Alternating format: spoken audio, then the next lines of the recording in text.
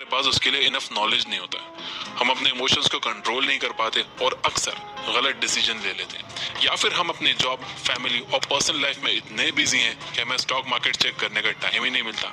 इस केस में एसआईपी आपकी हेल्प कर सकती है। एसआईपी का फुल फॉर्म होता है सिस्टमेटिक इन्वेस्टमेंट प्लान। इसकी हेल्प से आप बिना किसी नॉलेज के इन्वेस्टिंग स्टार्ट कर सकते हो। इसमें ना तो आपका एक भी सेकंड का टाइम जाएगा और ना ही आपको स्टॉक मार्केट्स के अप्स एंड डाउन को मॉनिटर करना होगा। इस वीडियो में मैं आपको एसआईपी का पूरा नॉलेज दूंगा। मैं आपको बताऊंगा कि किस तरह से आप एसआईपी की हेल्प से फॉर्चून बिल्ड कर सकते हो। हम देखेंगे कि एसआईपी क्या होता है, इसमें कौन से रिस्क हो सकते हैं, इसमें आपको कितने पैसे लगाने चाहिए और साथ ही इससे आपको कितने रिटर्न मिल सकते हैं। और हाँ, मैं आगे बढ़ने से पहले बता दूं कि इस वीडियो को किसी ने स्पॉन्सर नहीं किया। डिस्क्रिप्शन में या कमेंट्स में कोई भी एफिलिएट लिंक नहीं है। मैं ये वीडियो बना रहा हूँ सिर्फ आपको हाई वैल्यू इंफॉर्मेशन देने के लिए। तो इस बात पर अगर आपको लगता है कि ये वीडियो आपका वैल्यूएबल लाइक डिजर्व करता है तो लाइक जरूर करना। तो आइए एसआईपी और म्यूचुअल फंड्स के बारे में सारे सवालों का एक एक करके जवाब जानते हैं। नंबर 1, एसआईपी क्या होता है? एसआईपी एक इन्वेस्टमेंट स्ट्रेटेजी है जिसकी हेल्प से आप म्यूचुअल फंड्स के जरिए स्टॉक्स में पैसा इन्वेस्ट करते हो। अगर आपके पास टाइम या नॉलेज नहीं है तो आप एक एक्सपर्ट का सहारा ले सकते हो। आप अपने पैसे एक एक्सपर्ट को दे दो जो कि अपना टाइम और नॉलेज लगाकर आपके पैसे अच्छे से इन्वेस्ट करेगा। वो आपके प्रॉफिट्स का कुछ हिस्सा अपने पास रख लेगा और बचे हुए प्रॉफिट्स आपको दे देगा। इसका मतलब ये भी है कि अगर उस एक्सपर्ट के इन्वेस्टमेंट डिसीजन से आपको नुकसान होता है तो आप उसे एक भी रुपया नहीं दे रहे होंगे। लेकिन हर एक म्यूचुअल फंड के रूल्स अलग होते हैं और अच्छा होगा कि आप इन्वेस्टमेंट करने से पहले उनकी फीस के बारे में पढ़ लो। एक बार आपने अपना म्यूचुअल फंड सिलेक्ट कर लिया तो आप अपना एसआईपी बनाओ। एसआईपी में आप एक फिक्स्ड अमाउंट को हर महीने म्यूचुअल फंड में इन्वेस्ट करते रहते हो। मान लो कि आप 5000 की एसआईपी करना चाहते हो। आप अपने अकाउंट में ऑटो डेबिट लगा सकते हो जिससे हर महीने आपके अकाउंट से 5000 कट के आपके एसआईपी में ऑटोमेटिकली इन्वेस्ट होते रहेंगे। एक बार आपने अपना एसआईपी सेट कर दिया तो आप उसे भूल जाओ। अब वो हर महीने आपके अकाउंट से डेबिट होता रहेगा और आप आराम से अपनी जॉब, अपने बिजनेस या अपनी पढ़ाई पर फोकस कर सकते हो। नंबर 2, कौन सा म्यूचुअल फंड बेस्ट होता है? म्यूचुअल फंड्स दो तरह के होते हैं, एक्टिवली मैनेज्ड फंड्स और पैसिवली मैनेज्ड फंड्स। जैसा कि आप नाम से ही समझ गए होंगे, एक्टिवली मैनेज फंड में एक एक्सपर्ट लगातार अपनी नॉलेज और मार्केट के मूवमेंट्स के हिसाब से पैसे इन्वेस्ट करता रहता है। दूसरी तरफ पैसिवली मैनेज म्यूचुअल फंड्स में आप पैसे लगाकर भूल जाते हो और उसे 10-15 साल के बाद ही निकालते हो। पैसिवली मैनेज्ड म्यूचुअल फंड्स को इंडेक्स फंड्स भी कहा जाता है। इन म्यूचुअल फंड्स में आप देश के टॉप 50 कंपनीज में पैसे लगाते हो। आप ये अज्यूम करके चलते हो कि किसी भी कंट्री की present top 50 companies long term में बेटर परफॉर्म करेंगी ही। इंडिया के इंडेक्स को निफ्टी 50 कहा जाता है। यहाँ पर आपको लग रहा होगा कि एक्टिवली मैनेज फंड्स बेटर होते हैं क्योंकि उसमें एक्सपर्ट्स हमेशा काम करते रहते हैं। ज्यादा काम करने की वजह से उन्हें रिटर्न्स भी ज्यादा मिलते होंगे, लेकिन ऐसा नहीं है। शॉर्ट टर्म में हो सकता है कि एक्टिवली मैनेज्ड म्यूचुअल फंड्स ज्यादा प्रॉफिट कमा रहे हो, लेकिन लॉन्ग टर्म में वो पैसिवली मैनेज्ड म्यूचुअल फंड्स को बीट नहीं कर पाते।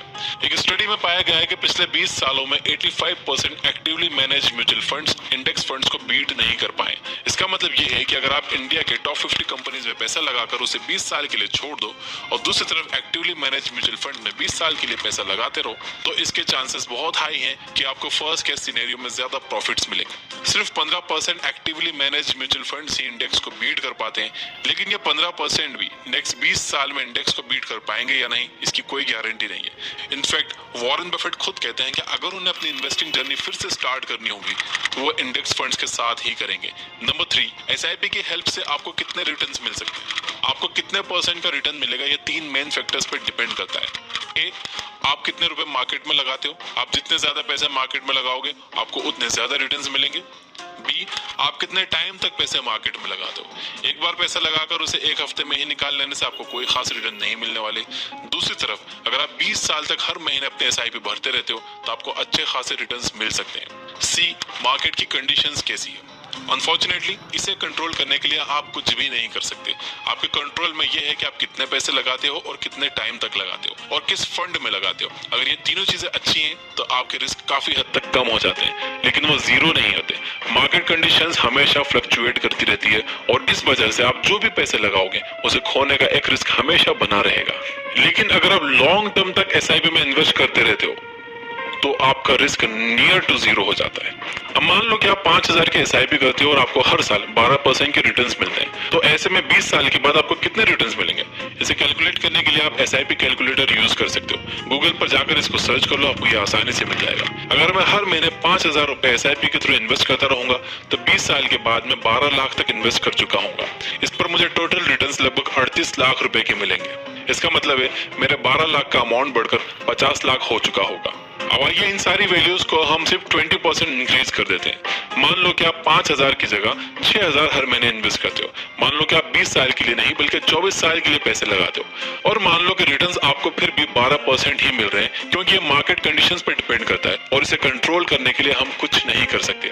अब आइए देखते हैं कि इस केस में हमें कितने रिटर्न्स मिलेंगे। अब आपका टोटल इन्वेस्टेड अमाउंट लगभग 17,28,000 रुपए है, लेकिन रिटर्न्स आपको लगभग 83 लाख तक मिल रहा है। फर्स्ट केस में आपको सिर्फ 38 लाख का रिटर्न मिल रहे थे, लेकिन आपने अपने इन्वेस्टमेंट अमाउंट और इन्वेस्टमेंट टाइम पीरियड को जस्ट 20% ही इंक्रीज किया, लेकिन इससे आपके रिटर्न्स लगभग 125% यानी डबल से भी ज्यादा हो गए। यह है कंपाउंडिंग इफेक्ट का मैजिक। अगर आप थोड़े से भी पैसे ज्यादा लंबे टाइम तक मार्केट में इन्वेस्ट करके रखोगे तो आपको बहुत ज्यादा रिटर्न्स मिलने वाले हैं। नंबर 4, SIP में इन्वेस्ट करने से पहले आपको कौन सी बातों का ध्यान रखना चाहिए? नंबर 4, SIP में इन्वेस्ट करने से पहले आपको कौन सी बातों का ध्यान रखना चाहिए? जैसे कि हमने पहले देखा, SIP में अगर आप ज्यादा पैसे ज्यादा टाइम तक इन्वेस्ट करके रखोगे तो आपको ज्यादा प्रॉफिट होगा, लेकिन आपको यहाँ पर यह जानना होगा कि टाइम पैसे से ज्यादा इंपॉर्टेंट होता है। मतलब अगर आप थोड़े से पैसे ज्यादा टाइम के लिए लगाओगे तो आपको अच्छे प्रॉफिट्स मिलेंगे, लेकिन अगर आप बहुत सारे पैसे थोड़े से टाइम के लिए लगाओगे तो इससे आपको कोई फायदा नहीं होगा। मैंने अपने दोस्तों की SIP जबरदस्ती शुरू करवाई है कि यार तुम शुरू करो, 20 साल बाद दुआएं दोगे मुझे। तो मैं आपको भी कह रहा हूँ कि अगर आप 500 रुपए से शुरू कर सकते हो ना, तो 500 रुपए से SIP शुरू कर दो। अगले सालों से 10% बढ़ाकर 550 रुपए कर देना, लेकिन शुरू करो। 20 साल बाद आप भी मुझे दुआएं दोगे। जितनी यंग एज में आप SIP करना शुरू कर दो, उतनी जल्दी आप फाइनेंशियली फ्री हो जाओगे और जिंदगी भर सिर्फ पैसे के पीछे ही नहीं लगे रहोगे। यार लाइफ एंजॉय करने का भी टाइम मिलेगा, घूमने फिरने का टाइम मिलेगा, फैमिली के लिए टाइम मिलेगा। So start as early as possible. और इसके साथ ही आप अपना एक इमरजेंसी फंड भी तैयार करते रहो, ये बहुत जरूरी है। अपने 6 महीने के एक्सपेंसेस कैश में अपने पास रखो। अगर कल आपके घर में किसी की तबीयत कुछ ज्यादा खराब हो गई, या आपको आपकी जॉब से निकाल दिया गया, या फिर आपके बिजनेस में लॉस होने लगा, तो कम से कम आप 6 महीने के लिए सिक्योर रहोगे।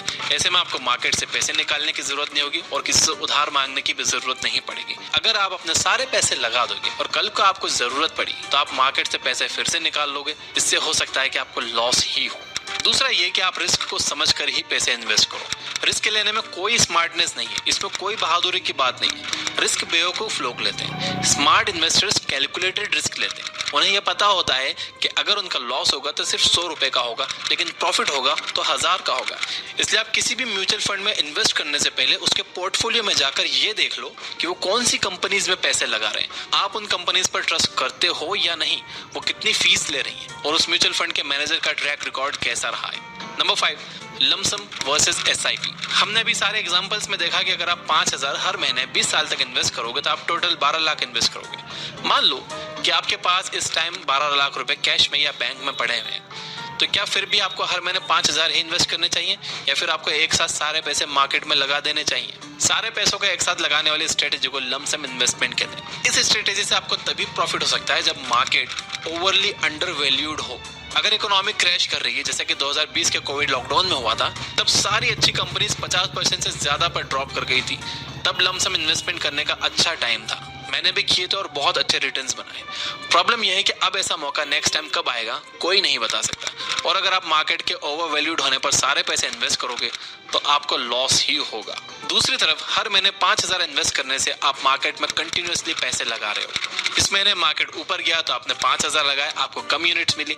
नेक्स्ट मंथ वो नीचे आया तो भी आपने 5,000 लगाए, आपको ज्यादा यूनिट्स अलॉट हुई। ऐसे में आप कंपनीज को उनकी एवरेज प्राइस पर खरीद रहे होते हो, जब वो ना अंडर वैल्यूड है और ना ही ओवर वैल्यूड है। इस तरह से SIP में आपको मार्केट का एवरेज रिटर्न मिल रहा होता है। अगर आपको फिर से कोविड जैसा एक मौका मिल जाए, जब आप सारी अच्छी कंपनीज को या निफ्टी 50 की किसी कंपनीज को तेजी से नीचे गिरता हुआ देखो, तब आप उसमें लमसम इन्वेस्टमेंट कर सकते हो। लेकिन जब आपको ऐसा मौका ना मिले, आप एसआईपी में इन्वेस्ट करते रहो। याद रहे, आप जितनी जल्दी पैसे इन्वेस्ट करके उन्हें जितने ज्यादा टाइम तक मार्केट में रखे रहोगे, आपके पैसे उतने तेजी से ग्रो करेंगे। इसलिए परफेक्ट मूवमेंट का वेट मत करो, आज ही एसआईपी में इन्वेस्ट करना शुरू करो। मेरा सजेशन आपको ये रहेगा कि आपकी जो इनकम है उसका 10% आपको इन्वेस्ट करना चाहिए और उस इन्वेस्टमेंट को आपको हर साल 10% से बढ़ाना चाहिए।